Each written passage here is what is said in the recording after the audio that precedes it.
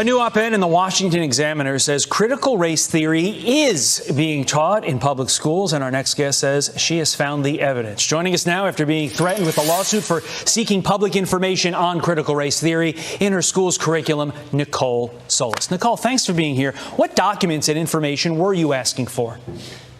Well, when I enrolled my daughter in school, I was asking to see the curriculum, and I also was asking for documents showing that they taught critical race theory or gender theory.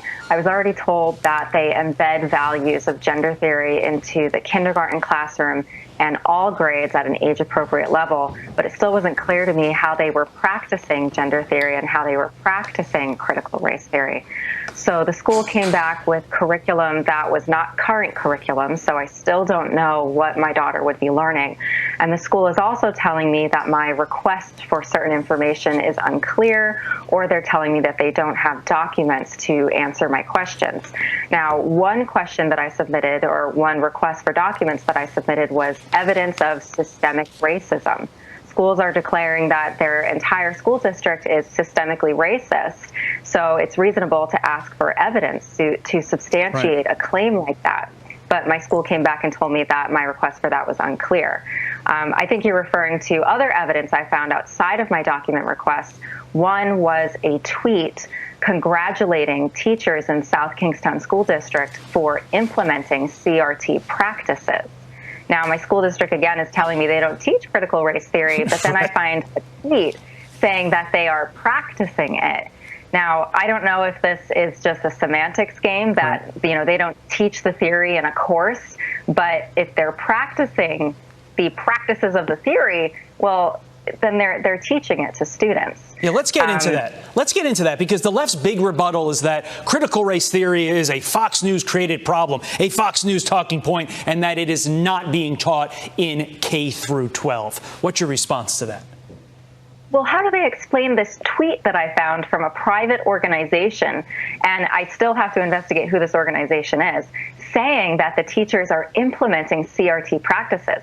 I think a lot of parents would feel a lot better if the school just said, oh, well, we're teaching critical race theory in the same way that we teach about communism. We're not practicing it. But now I have evidence that they're practicing it. A theory is only as its practices. So now that I see that they're practicing it in some way, well, that's even worse. I also found a request for a proposal for an equity audit showing that they want the auditor to be fluent in critical race theory. Well, why do they have to be fluent in critical race theory if we're not teaching it? So the school is engaging in a pattern of obstructionism. They're not being upfront about this information. I shouldn't have to be an investigator and look online for these documents showing that critical race theory is somehow in the district, but here I am doing this. In Rhode Island, the mom of a 5-year-old kindergartner is being sued by the largest and most powerful teachers union in the country, the NEA, for daring to ask her local school board for information on the very curriculum through which they would be teaching her daughter. Originally, Nicole Solis had emailed the principal of her school in the South Kingston School District asking for the curriculum her daughter would be taught. The principal, instead of simply giving her the curriculum, informed her that to obtain that information, she would need to file a Freedom of Information Act request. The chair of the school committee also informed Solis that she would need to submit an Access to Public Records Act request in order to receive those documents. When she did, the school first rejected these requests, claiming that the requests were unclear. Then, a public meeting was held in which the South Kingston School District attempted to decide whether they were going to sue Solis for her requests. Here is some footage from that meeting. I am a mother with a child enrolled in the district, going into kindergarten. I had questions about her education, and you didn't answer them. You told me to submit public record requests to answer my questions. I did what you told me. And now you're holding a public meeting to discuss suing me for doing what you told me to do. This meeting was meant to publicly humiliate me. And it didn't work.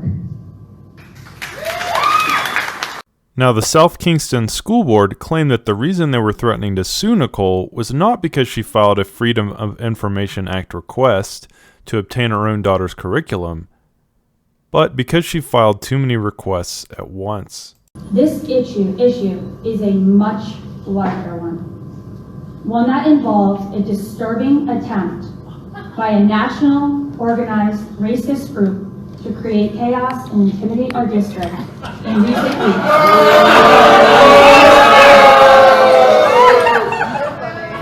In the clip I just shared, school committee chair Emily Kumiski accuses Nicole of having conspired with what she calls a racist organization, Parents Defending Education, which the audience, of course, finds preposterous.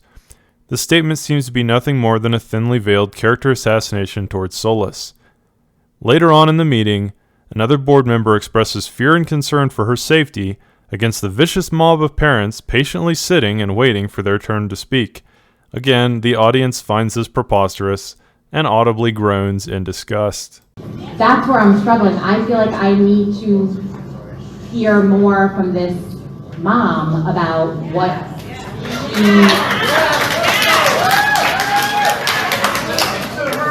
and so that I can understand more where she's coming from. I feel like I can't, I'm having a really hard time determining what's going on here. Let the community speak. And we're going to, but I have to say one thing as a committee member, I'm starting to feel unsafe right now. It's really simple. Lack of transparency. Really simple. The school committee has continually demonstrated a lack of transparency. This is why a mom, had to step up for her children because you wouldn't deliver what she needed. So as Nicole stated, she had to follow your process. She followed your process. So a lack of transparency has been continuous with the school committee. School committee, the rant of threatening, bullying, insults to Nicole was reprehensible. I came here tonight, not for all everything was going on. It was a lack of transparency, and you were threatening a mom. You were threatening a South Kingstown mom. You went on a 10-minute rant of bullying her.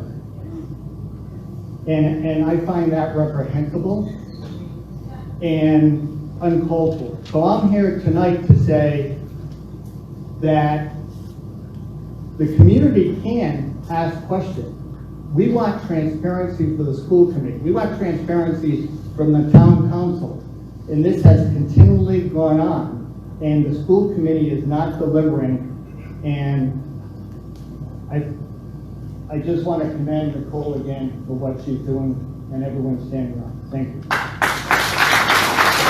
Antecedent to this meeting, which some have called the trial of Nicole Solis, the South Kingston School Board decided not to file a lawsuit against her.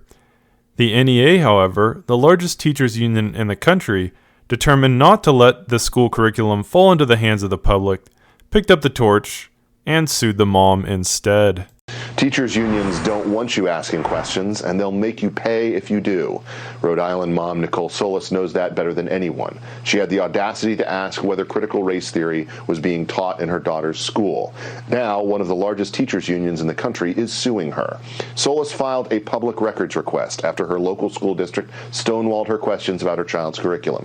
Now, the National Education Association is suing her for more than $70 grand to cover the costs of the request. She joins me now, along with her attorney, John Riches. Nicole, you had the bravery to stand up and to demand something that I think every parent should be able to demand, to know what their child is being taught. Why did you have such a vociferous reaction, you think, from those on the other side? You know, I think they thought that I would just go away and that I wouldn't keep asking my questions. But now I see that they know that I'm not going to go away, and perhaps the only way to try to get rid of me would be to scare me with litigation. But I'm not scared of this. You know, I know that there's enormous power in not being scared of something like that, but a lot of people naturally are. What made you decide that you weren't going to back down on this other than a natural stubbornness? Well, we have to know what our kids are learning in school because we're the only ones that are going to stand up for them. Now, I know that it's very difficult for a Rhode Island teacher union to grasp that they can't control everything in Rhode Island, but the disclosure of public information, especially about what our kids are learning, is something that they can't control. So this litigation is meant to be purely an intimidation tactic because there's nothing that the school attorneys can't do under the Access to Public Records Act that would require the teacher union to intervene. This litigation is just meant to deprive me of my civil right to access information about what my daughter's learning. So look, this is a brazen assault on open and transparent government. This is an assault on every parent's right to know what their child is going to learn. As you indicated, the public records laws are meant to protect the public so we can know what our government is up to. They were never intended to be weaponized against the people they were supposed to protect. And that's exactly what the union has tried to do here. We're going to move swiftly to get this frivolous lawsuit dismissed and protect Nicole's right and every parent's right to get access to public information. The fact that the teachers union is doing this, I think, is going to backfire on them. With schools teaching our kids CRT, this is something that needs to be openly debated. And the teacher union in their complaint said that they want to shield teachers from any kind of public scrutiny. They think that their teachers are going to be harassed, but that's not really it. They want to give their teachers special treatment beyond the scope of the Access to Public Records Act, but they're not entitled to that because these aren't their kids. According to the law firm working on Nicole's behalf, she received a bill for over $74,000, which she would have to pay in order to access the records she requested in relation to what would be on her daughter's curriculum.